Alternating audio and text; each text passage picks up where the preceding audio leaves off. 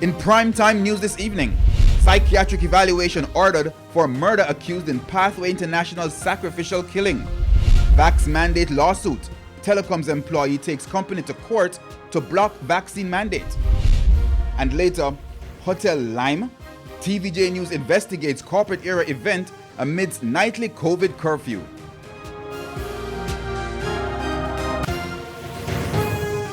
Good evening and welcome to Primetime News. We're on air and online at onespotmedia.com. I'm Janella Precious. Also this evening, the business day, Primetime Sports, sports commentary, E-Prime and weather. But before the break, the feedback question.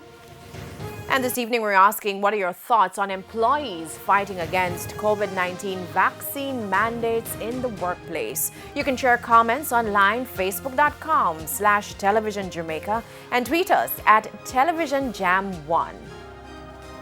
Stay with us. Primetime News returns after this break.